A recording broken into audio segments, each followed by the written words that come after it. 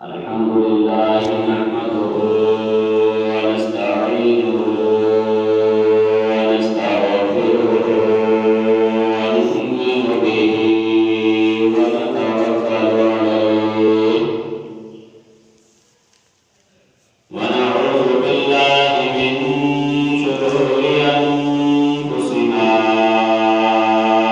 ومن سيئات أعمالنا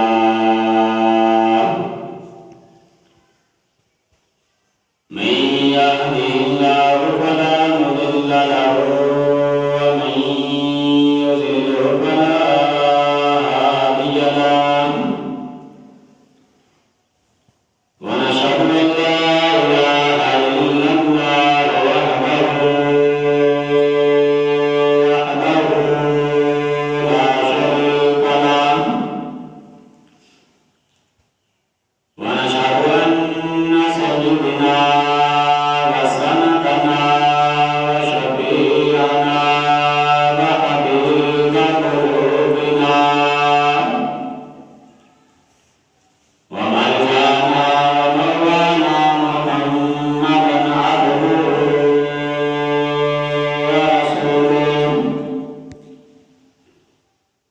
أعوذ بالله من الشيطان الرجيم بسم الله الرحمن الرحيم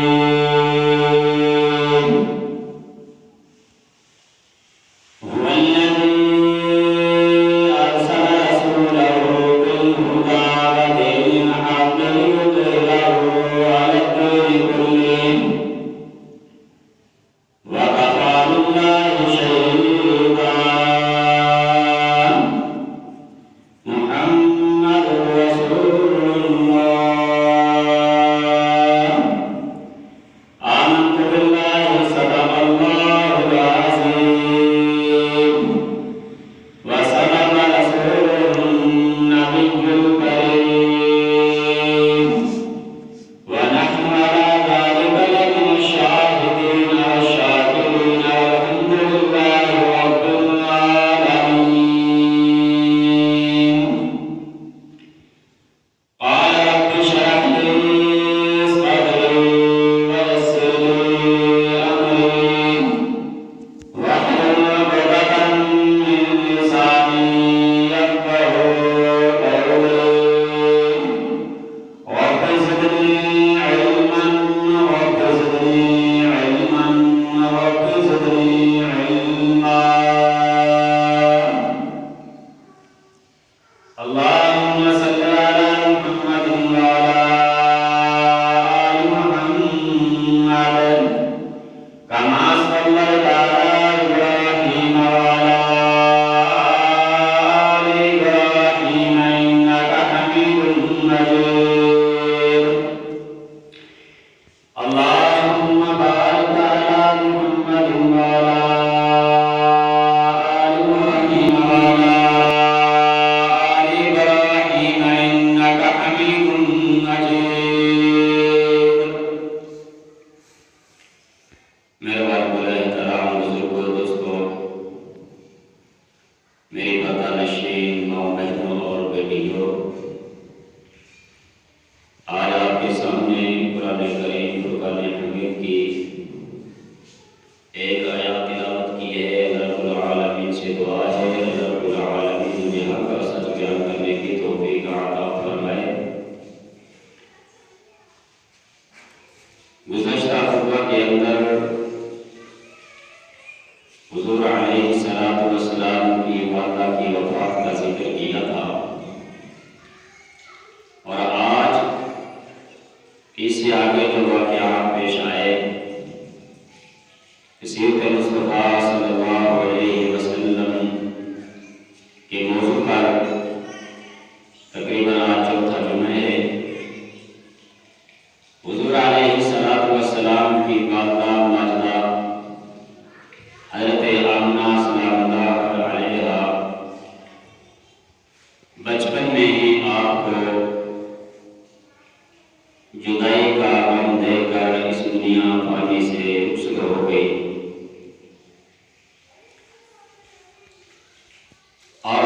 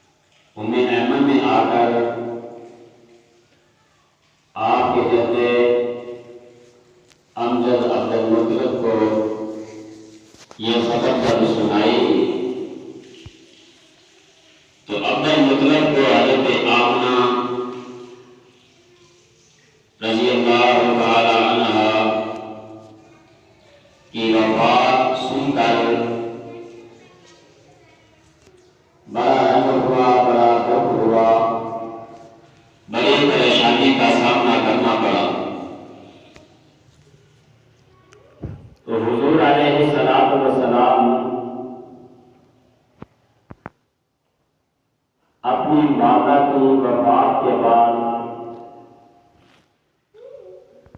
اپنے دادا عبد المطلب کی کفالت میں آ گئے۔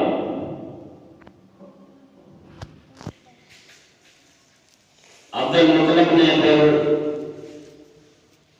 حضور علیہ السلام کی کفالت کا حق ادا کیا۔ ہر طرح آپ صلی اللہ علیہ وسلم کی خدمت کی۔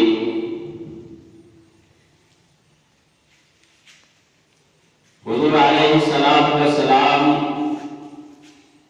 کے والد محترم حضرت عبداللہ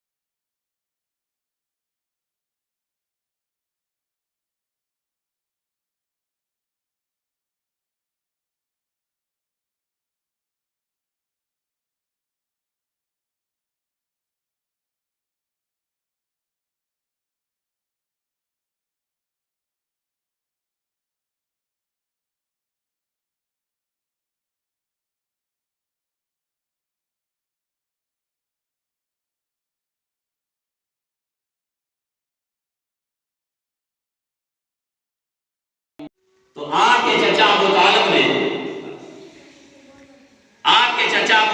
نے یہ انتظام کر دیا کہ جب تک محمد مصطفیٰ صلی اللہ علیہ وسلم دسترخوان پر نہ آئے اس وقت تک کھانا نہیں کھانا. یہ انتظام کر دیا. یہ حضور علیہ السلام کی برکت ہے.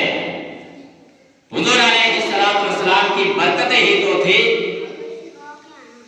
جو حلیمہ کے گھر میں آئے تو حلیمہ کے گھر میں برکت آ گئی. آپ اونٹنی پر سوار ہوئے تو سواری جو لاغر تھی، کمزور تھی، اس نے دوڑنا شروع کر دیا. یہ آپ کی برکت تھی کہ آپ ابو طالب کے دسترخوان پر آتے ہیں اور سارے قبیلے والے سیر ہو کر کھانا کھا لیتے ہیں، لیکن کھانا پھر بھی بچ جاتا ہے. سبحان اللہ. یہ میرے آقا علیہ السلام کی شان ہے، عظمت ہے، برکت ہے، رحمت ہے آقا علیہ السلام کی. حضور علیہ السلام کہ اب چچا ابو طالب اس دنیا سے رخصت ہو گئے، آپ کے دادا بھی دنیا سے رخصت ہو گئے اور آپ کے چچا ابو طالب بھی دنیا سے رخصت ہو گئے. اس کے بعد آپ کی چچی فاطمہ بنت اسد جو حضرت علی رضی اللہ تعالی عنہ کی والدہ ہے، اس کی کفالت میں آئے. آپ کی چچی کو کیا پتا تھا کہ یہ بچہ آنے والا میری کفالت میں آیا ہے؟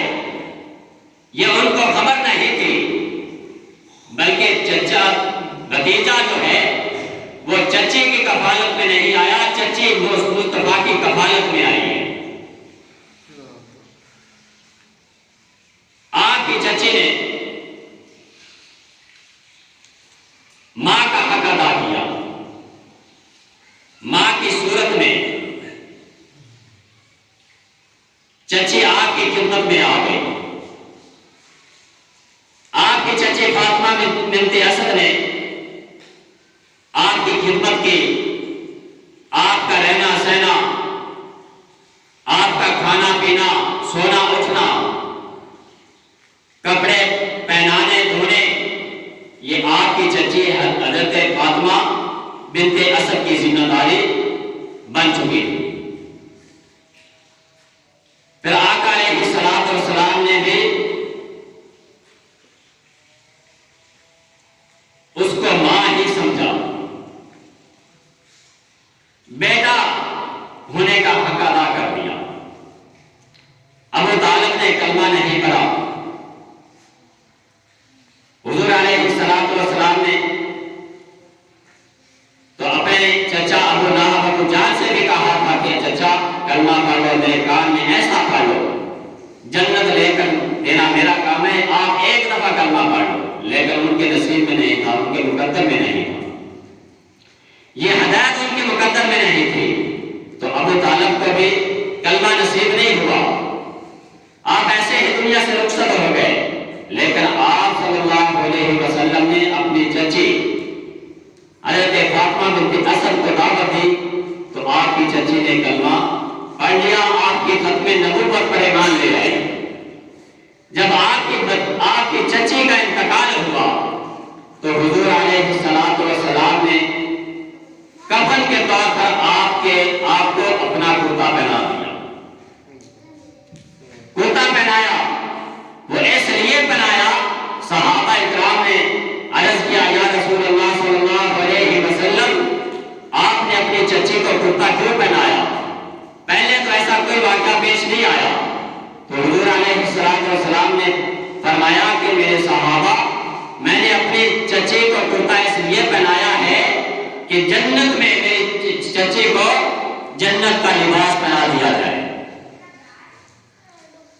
اپنی چچی کو اپنا کرتا پہنا دیا. اور جب آپ صلی اللہ علیہ وسلم نے اپنی چچی کو قبر پہ لٹایا تو آپ چچی کے ساتھ لیٹ گئے. چچی کے ساتھ لیٹ گئے.